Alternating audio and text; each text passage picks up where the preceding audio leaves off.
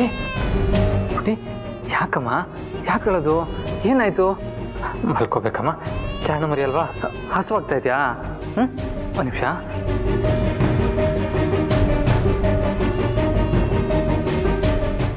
ಹಾಲು ಕುಡಿ ಹಾಲು ಬೇಡವಾ ಓ ನಿನಗೆ ನಿಮ್ಮಮ್ಮ ಹಾಡಿರೋ ಲಾಲಿ ಹಾಡು ಕೇಳಬೇಕಾ ಸರಿ ನಾನು ನಿನಗೆ ಲಾಲಿ ಹಾಡು ಕೇಳಿಸ್ತೀನಿ ನೀನು ಲಾಲಿ ಹಾಡು ಕೇಳ್ತಾ ಕೇಳ್ತಾ ಹಾಲು ಕುಡಿಬೇಕು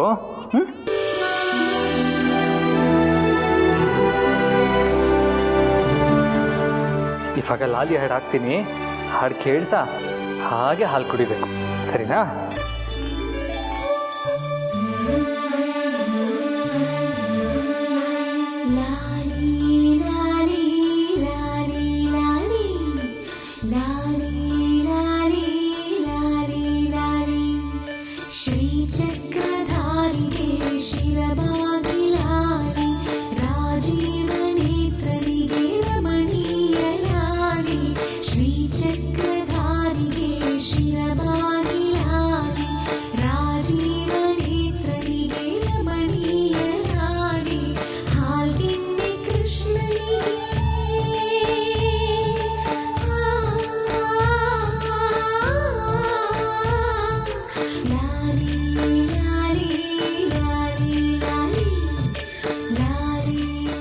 ಹಾಲು ಕುಡಿತಾ ಕುಡಿತಾನೆ ಮಲಗ್ಬಿಟ್ಯಾ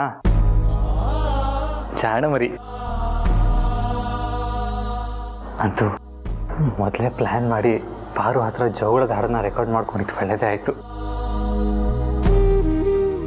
ಪಾರುನೇ ಮಗು ಕಣ್ಮುಂದೆ ನಿಂತ್ಕೊಂಡು ಖುಷಿ ಖುಷಿಯಾಗಿ ಲಾಲಿ ಹಾಡು ಹಾಡೋ ಆಗಿದ್ದಿದ್ರೆ ಎಷ್ಟು ಚೆನ್ನಾಗಿರ್ತಾಯಿತ್ತು ದೇವ್ರೆ ನಾನು ಪಾರು ನನ್ನ ಮಗು ಆದಷ್ಟು ಬೇಗ ಎಲ್ಲರೂ ಒಂದೇ ಮನೇಲಿರೋ ಹಾಗೆ ಮಾಡಪ್ಪ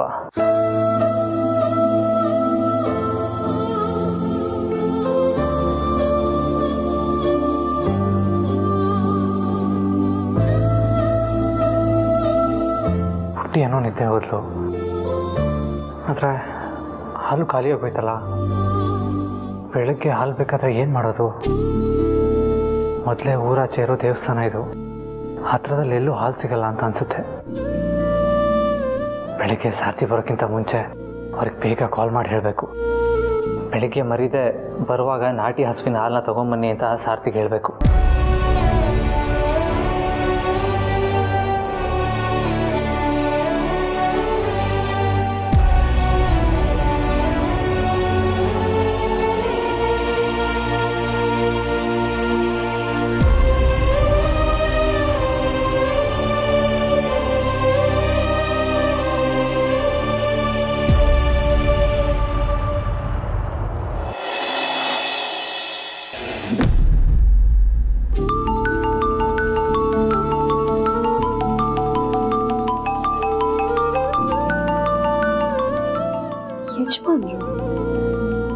ಸರ್ತಿ ನೀವು ಎದ್ದಿರ್ತಿರೋ ಇಲ್ವೋ ಕಾಲ್ ಪಿಕ್ ಮಾಡ್ತಿರೋ ಇಲ್ವೋ ಅನ್ನೋ ಡೌಟಲ್ಲೇ ಕಾಲ್ ಮಾಡಿದೆ ಸದ್ಯ ಕಾಲ್ ರಿಸೀವ್ ಮಾಡಿದ್ರಲ್ಲ ವಿಷಯನೇ ಸ್ವಲ್ಪ ಎಮರ್ಜೆನ್ಸಿ ಇತ್ತು ನೀವು ಹಾಲು ತರದು ಮರಿಬೇಡಿ ಆಯ್ತಾ ಹಾಲ ಯಾರಿಗೆ ಯಜಮಾನ್ರೆ ಪಾರು ನೀನಾ ಹೌದು ಅಪ್ಪ ಮಲ್ಕೊಂಡಿದ್ರು ನೀವು ಅಪ್ಪಂಗೆ ಫೋನ್ ಮಾಡಿದ್ರಲ್ಲ ಏನೋ ವಿಷಯ ಇರಬೇಕು ಅಂತ ನಾನೇ ಫೋನ್ ತೆಗೆದೆ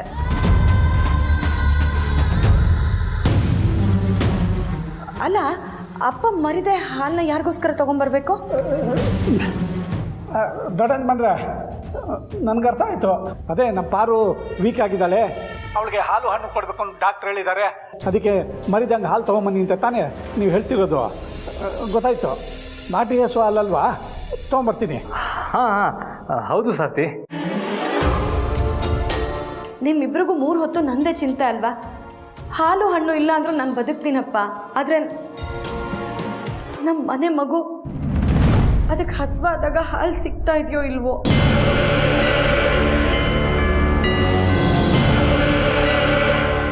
ಮಗು ನಾಮಕರಣಕ್ಕೆ ಇನ್ನೂ 2 ದಿವಸ ಇದೆ ಅಲ್ವೇನಮ್ಮ ಅಷ್ಟರಲ್ಲಿ ಮಗು ಸಿಗೋ ಹಾಗೆ ದೇವರು ಏನಾದರೂ ಪವಾಡ ಮಾಡ್ಬೋದು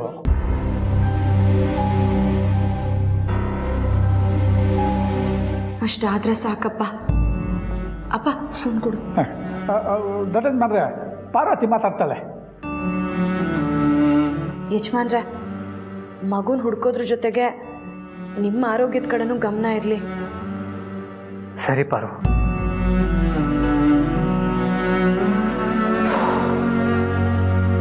ಅಪ್ಪ ಪಾರು, ದಿನ ಬೆಳಗಾದರೆ ಮನೇಲಿ ಉಟ್ಕೊಳ್ಳೋ ಸೀರೆನೇ ಉಟ್ಕೊಂಡಿದ್ಯಲ್ಲಮ್ಮ. ಹಬ್ಬದ ದಿವಸ ಒಳ್ಳೆ ಸೀರೆ ಉಟ್ಕೊಳ್ಳೋದು ತಾನೆ. ಅಪ್ಪ, ಕಳೆದೋಗಿರೋ ನನ್ನ ಮಗು ಎಲ್ಲಿದೆ ಹೇಗಿದೆ ಅಂತ ನಿನಗೆ ಗೊತ್ತಾ? ನನಗೆ ಹೇಗೆ ಗೊತ್ತಾಗಬೇಕು? ಮತ್ತೇನಪ್ಪ, ಮಗು ಕಾಣ್ತಾ ಇಲ್ಲ ಅನ್ನೋ ಯೋಚನೆಯಲ್ಲಿ ನಾನಿದ್ರೆ ನೀನು ನೋಡಿದ್ರೆ ಒಳ್ಳೆ ಸೀರೆ ಹಾಕ್ಕೊಂಡು ಹಬ್ಬ ಮಾಡಬೇಕಲ್ವಾ ಅಂತ ಹೇಳ್ತಾ ಇದೆಯಾ? ಹಾಗಲ್ಲಮ್ಮ, ವಿಘ್ನೇಶ್ವರನ ಕೂಡಿಸಿ ವಿಘ್ನಗಳನ್ನು ನಿವಾರಿಸೋ ತಂದೆ ಅಂತ ಕೇಳ್ಕೋಬೇಕು ಅಲ್ವಾ ಹಬ್ಬ ಮಾಡಿ. ಹೋಗ್ಲಿ ಬಿಡು, ಅದ್ಧೂರಿಯಾಗಿ ಮಾಡೋದಕ್ಕೆ ನಿನ್ನ ಮನಸ್ಸಿಲ್ಲದೆ ಹೋದರೂ ದೇವರಿಗೆ ದೀಪ ಹಚ್ಚಿ ಒಂದು ಸ್ವಲ್ಪ ಹೂವು ಹಾಕಿ ಬೇಡ್ಕೋಬೋದಲ್ವಾ, ನಮಗಿರೋ ಸಮಸ್ಯೆಗಳನ್ನೆಲ್ಲ ನಿವಾರಿಸೋ ಸ್ವಾಮಿ ಅಂತ.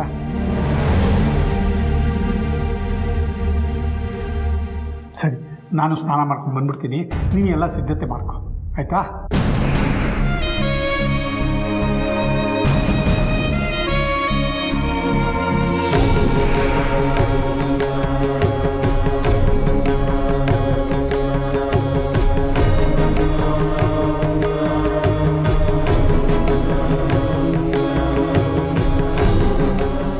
ಇವಾಗ ಪುಟ್ಟಿನ ಚಂದ ರೆಡಿ ಮಾಡಿ ನಾನು ಪುಟ್ಟಿ ದೇವಸ್ಥಾನ ಸುತ್ತ ಒಂದು ರೌಂಡ್ ಹೊಡಿತೀವಂತೆ, ಸರಿನಾ?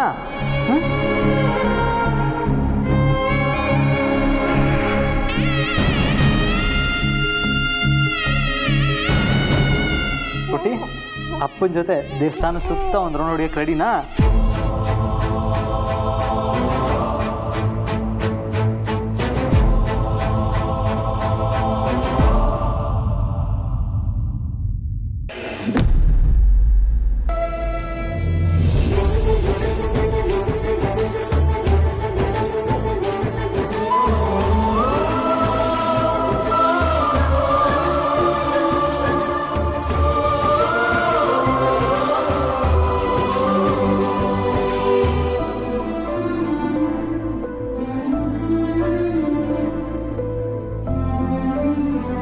ನಮ್ಮನೆ ಮಗು ಕಾಣೆ ಆಗಿದೆ. ಯಾವ ಹಬ್ಬನೂ ಸಂಭ್ರಮದಿಂದ ಆಚರಿಸೋ ಮನಸ್ಥಿತಿನಲ್ಲಿ ನಾವು ಯಾರೂ ಇಲ್ಲ. ಆದರೆ ಇದು ವಿಘ್ನ ನಿವಾರಕನ ಹಬ್ಬ, ವಿಘ್ನೇಶ್ವರನ ಹಬ್ಬ. ನಮ್ಮ ಬದುಕಿನಲ್ಲಿ ಬರೋ ಕಷ್ಟ ದುಃಖಗಳನ್ನೆಲ್ಲ ಹೂವು ಎತ್ತಿಟ್ಟಷ್ಟು ಸಲೀಸಾಗಿ ಪಕ್ಕಕ್ಕೆ ಸರಿಸಿ ಪರಿಹಾರವನ್ನು ಕೊಡೋ ಅಂಥ ಕರುಣಾಮಯಿಯ ಹಬ್ಬ. ಅದಕ್ಕೆ ಪ್ರತಿ ವರ್ಷದ ಹಾಗೆ ಸಂಭ್ರಮದಿಂದ ಅಲ್ಲದೆ ಹೋದ್ರು, ಅದ್ಧೂರಿಯಾಗಿ ಅಲ್ಲದೆ ಹೋದ್ರು, ಪ್ರಾರ್ಥನೆ ಸಲ್ಲಿಸೋದಕ್ಕೋಸ್ಕರ ಆಚರಣೆ ಮಾಡ್ತಾ ಇದ್ದೀವಿ. ನಮ್ಮ ಪ್ರಾರ್ಥನೆನ ಸ್ವೀಕರಿಸಪ್ಪ.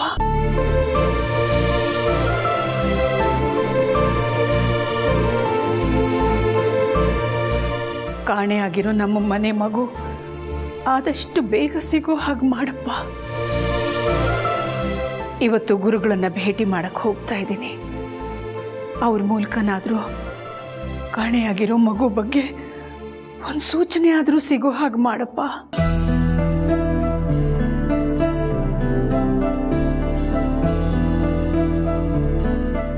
ನಮ್ಮ ಇಡೀ ಕುಟುಂಬದವರು ಒಂದು ಸಂಕಷ್ಟದಲ್ಲಿ ಸಿಕ್ಕಾಕೊಂಡಿದ್ದೀವಿ. ಆ ಸಂಕಷ್ಟದಿಂದ ನಮ್ಮನ್ನೆಲ್ಲ ಪಾರು ಮಾಡಪ್ಪ, ಸಂಕಷ್ಟಹರ ಗಣಪತಿ.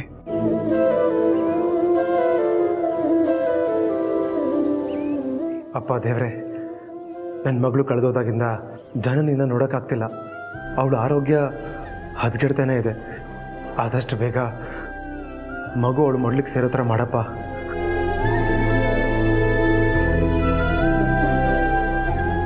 ದೇವ್ರೆ, ಕಳೆದೋಗಿರೋ ನನ್ನ ಮಗಳು ಆದಷ್ಟು ಬೇಗ ನನ್ನ ಕೈ ಸೇರೋ ಹಾಗೆ ಮಾಡಪ್ಪ. ನನ್ನ ಮಗುನ ಬಿಟ್ಟು ನನಗೆ ಒಂದು ಕ್ಷಣನೂ ಇರೋದಕ್ಕಾಗ್ತಿಲ್ಲ.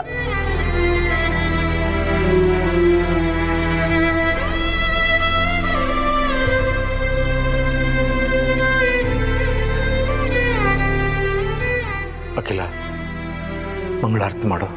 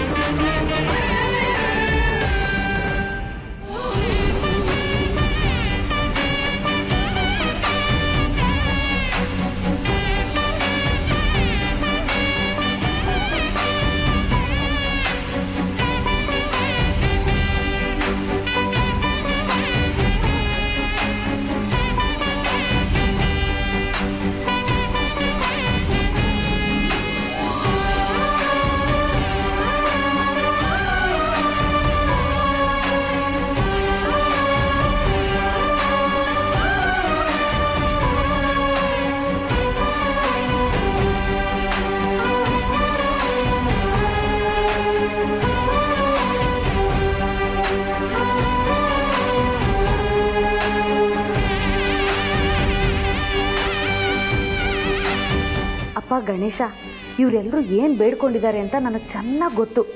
ಹಾಂ, ನಮ್ಮ ಪಾರ್ವತಿನೂ ಇದನ್ನೇ ಬೇಡ್ಕೊಂಡಿರ್ತಾಳೆ. ದಯವಿಟ್ಟು ಇವ್ರು ಯಾರ ಬೇಡಿಕೆನೂ ಈಡೇರಿಸ್ಬೇಡಪ್ಪ. ನನ್ನ ಬೇಡಿಕೆ, ನನ್ನ ಫ್ರೆಂಡ್ಸ್ ಬೇಡಿಕೆಗಳನ್ನ ಮಾತ್ರ ಈಡೇರಿಸಪ್ಪ. ಆ ಮಗು ನಮ್ಮ ಆದಿತ್ಯ ಪಾರ್ವತಿದು ಅಂತ ಎಲ್ರಿಗೂ ಗೊತ್ತಾಗಿ ಮಗು ಜೊತೆ ನಮ್ಮ ಆದಿತ್ಯ ಪಾರ್ವತಿ ಅರಸನ ಕೋಟೆ ಕಾಲಿಡೋ ಹಂಗೆ ಮಾಡಪ್ಪ.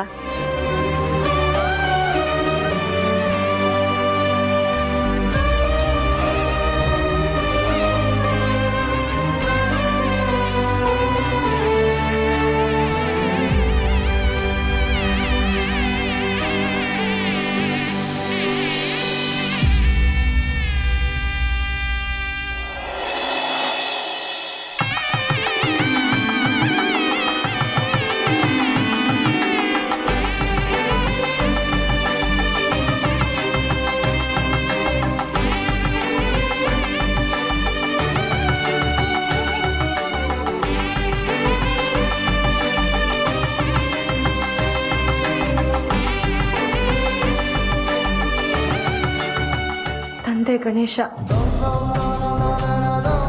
ಪ್ರತಿ ವರ್ಷ ನಿನ್ನ ಕೂರಿಸಿ ಪೂಜೆ ಮಾಡ್ತಾ ಇದ್ವಿ. ಆದರೆ ಈ ವರ್ಷ ನನ್ನ ಮಗಳು ಕಾಣೆಯಾಗಿದ್ದಾಳೆ. ಇನ್ನು 2 ದಿನದಲ್ಲಿ ಅವಳ ನಾಮಕರಣ. ಅಷ್ಟರೊಳಗೆ ಸಿಗೋ ಹಾಗೆ ಮಾಡು ತಂದೆ.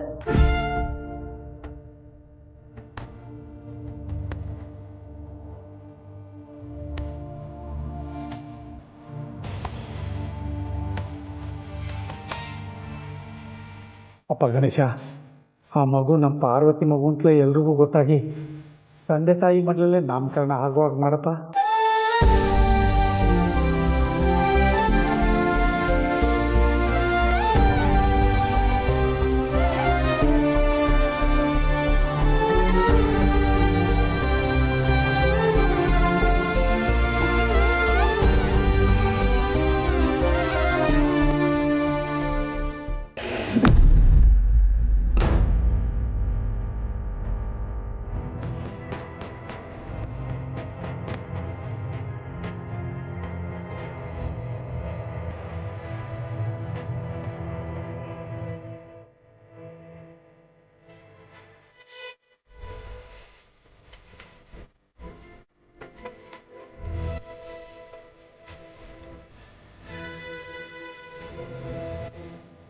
ದೇವ್ರೆ, ಮಾರು ಇವಾಗ ನಮ್ಮ ಮನೇಲಿ ನಿನ್ನ ಮುಂದೆ ನಿಂತ್ಕೊಂಡು ಆದಷ್ಟು ಬೇಗ ನಮ್ಮ ಮಗು ಅರಸನ ಕೋಟೆ ಸೇರಲಿ ಅಂತ ಬೇಡ್ಕೊಳ್ತಾ ಇರ್ತಾಳೆ.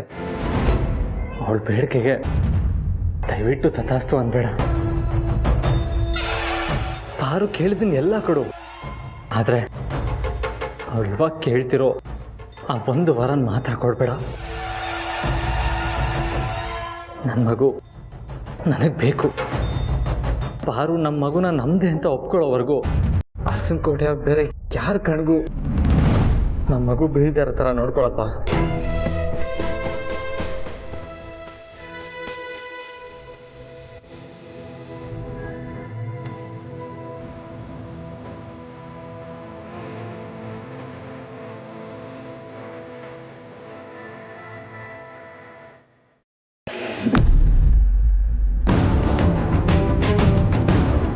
ಮಗು ಕಳೆದೋಗಿರೋದೆ ನಿಮ್ಗೊಂದು ನೆಪ ಆಗೋಯ್ತಲ್ಲ, ಪದೇ ಪದೇ ಇಲ್ಲಿಗೆ ಬರಕ್ಕೆ.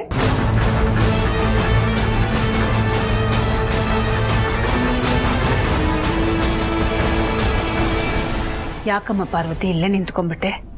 ಒಳಗೆ ಬರಬೇಕಾಗಿತ್ತು. ಅಯ್ಯೋ, ಏನಮ್ಮ ಪಾರ್ವತಿ ನೀನು, ನಿನ್ ಮನೆಗ್ ನೀನ್ ಬರೋದಿಕ್ಕೆ ಯಾಕಮ್ಮ ಇಷ್ಟೊಂದು ಅಂಜಿಕೆ ಪಡ್ತಾ ಇದೀಯಾ? ಒಳಗ್ ಬಾಮ್ಮ. ಅತ್ಯಮ್ಮ, ಅಪ್ಪ ಮಗುನ ಹುಡ್ಕೋದಕ್ಕೆ ಅಂತ ಹೋದ್ರು. ಅಪ್ಪನ ಗೇಟ್ವರೆಗೂ ಬಿಟ್ಟು ನಿಮ್ಮೆಲ್ಲರನ್ನೂ ನೋಡ್ಕೊಂಡು ಹೋಗೋಣ ಅಂತ ಬಂದೆ.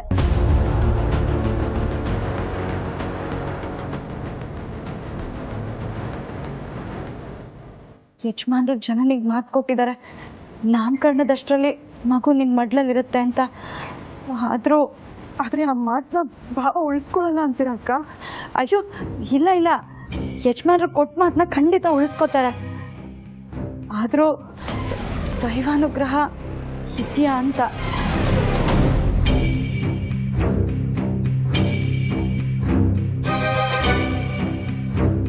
ಯಾಕೆ ಅಂದರೆ ನಾವೆಲ್ಲರೂ ಹುಡುಕ್ತಾ ಇದ್ದೀವಿ, ಸಮಯ ಕಳೀತಿದೆ ಅಷ್ಟೆ. ಅದಕ್ಕೆ ಗುರುಗಳನ್ನಾದರೂ ಭೇಟಿ ಮಾಡ್ಕೊಂಡು ಬರೋಣವಾ?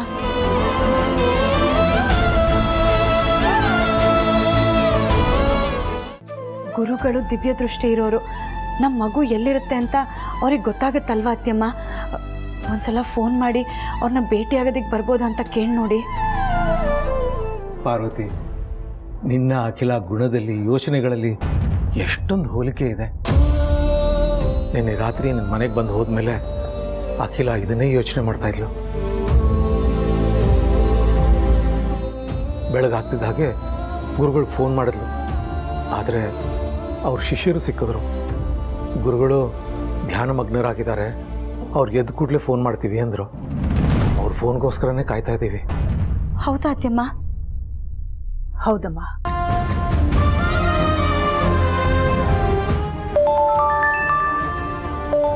ಗುರುಗಳ ಶಿಷ್ಯಂದ್ರೆ ಫೋನ್ ಮಾಡ್ತಿದ್ದಾರೆ.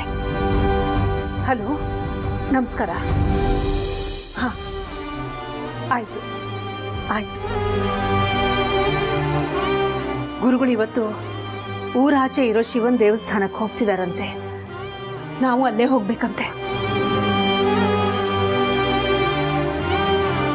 ಊರಾಚೆ ಇರೋ ಶಿವನ್ ದೇವಸ್ಥಾನಕ್ಕೆ ಅದೆಷ್ಟೋ ಸಲ ಹೋಗಬೇಕು ಅಂತ ಅಂದ್ಕೊಂಡಿದ್ವಿ. ಆದರೆ ಮುಹೂರ್ತನೇ ಬಂದಿರಲಿಲ್ಲ. ಈಗ ಇಂಥ ಸಮಯದಲ್ಲಿ ದೇವ್ರು ಕರೆಸ್ಕೋತಾ ಇದ್ದಾನೆ ನೋಡಿರಕು. ಅತ್ಯಮ್ಮ, ನಾನು ಬರ್ತೀನಿ. ಅತ್ತೆ, ನಾನು ಬರ್ತೀನಿ ಅತ್ತೆ. ಜನನಿ, ನಿನಗೆ ತುಂಬ ನಿಶಕ್ತಿ ಇದೆ ಅಮ್ಮ. ಇಂಥ ಸಮಯದಲ್ಲಿ ನೀನು ಬರೋದು ಬೇಡ. ಪಾರ್ವತಿ, ನೀನು ಜನನಿ ಜೊತೆನೆ ಮನೇಲೇ ಇದ್ಬಿಡಮ್ಮ. ನಾನಂತೂ ಬರ್ಬೋದಲ್ವಾ? ರಘು, ಮನೇಲಿ ಅವರಿಬ್ಬರೇ ಇರ್ತಾರೆ. ಅಟೆಂಡ್ ಮಾಡೋಕ್ಕೆ ಯಾರಾದರೂ ಒಬ್ರು ದೊಡ್ಡೋರು ಇರಬೇಕಲ್ಲ. ನೀವು ಮನೇಲೇ ಇದ್ಬಿಡಿ. ನಾನು ಪ್ರೀತು ಹೋಗಿ ಬರ್ತೀವಿ. ಅದಕ್ಕೆ ನಾನು ಬರ್ತೀನಿ. ಅದಕ್ಕೆ ಹಾಂ, ಸರಿ, ಬನ್ನಿ.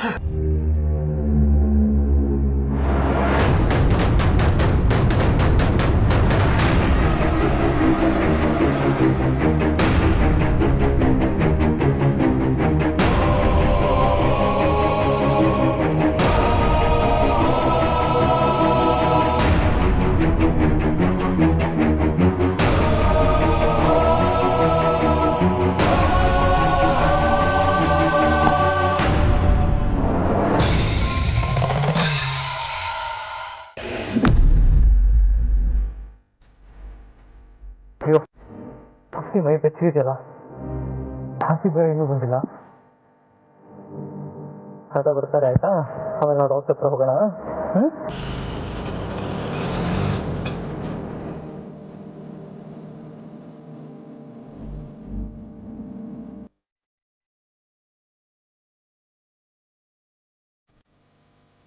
ಪುಟಿ, ಆತ ಬಂದರು.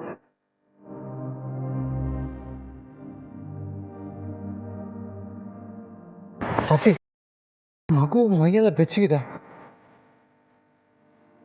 ಅಯ್ಯೋ, ಇದೆಲ್ಲ ಸಹಜ ದೊಡ್ಡ ಯಜಮಾನ್ರೆ. ಎಲ್ಲ ವಾತಾವರಣ ಬದಲಾಗಿದೆ ಅಲ್ವಾ? ಏನಾಗಲ್ಲ, ಹೆದರಬೇಡಿ. ಅಲ್ಲ ಸಾರ್ಥಿ, ಆದರೂ ಸರಿ, ನಿರ್ಲಕ್ಷ್ಯ ಮಾಡೋದು ಬೇಡ. ಡಾಕ್ಟ್ರಿಗೆ ತೋರಿಸೋಣ. ನೀವು ಗಾಬರಿ ಆಗಬೇಡಿ. ಸರಿ ಸಾರ್ಥಿ. ಪುಟ್ಟಿ ಬೆಳಗ್ಗೆ ಅಂತ ಹಾಲು ಕುಡ್ದಿಲ್ಲ, ಫಸ್ಟು ಹಾಲು ಕುಡಿಲಿ, ಆಮೇಲೆ ಡಾಕ್ಟರ್ ಹತ್ರ ಹೋಗೋಣ. ಸರಿ, ಇವಳಿಗೋಸ್ಕರ ನಿಂತಲೇ ನಾಟಿ ಹಸು ಹಾಲು ತಂದಿದ್ದೀನಿ. ನಾನು ಬಿಸಿ ಮಾಡ್ಕೊಂಡು ಬರ್ತೀನಿ. ತಾತ ಇವಾಗ ಹಾಲು ಬಿಸಿ ಮಾಡ್ಕೊಂಬರಕ್ಕೆ ಹೋಗಿದ್ದಾರೆ. ತಾತ ಹಾಲು ತಂದಮೇಲೆ ಹಾಲು ಕುಡಿದು ಹಾಸ್ಪಿಟಲ್ಗೆ ಹೋಗೋಣ, ಸರಿನಾ? ಜಾಣ ಮರಿ.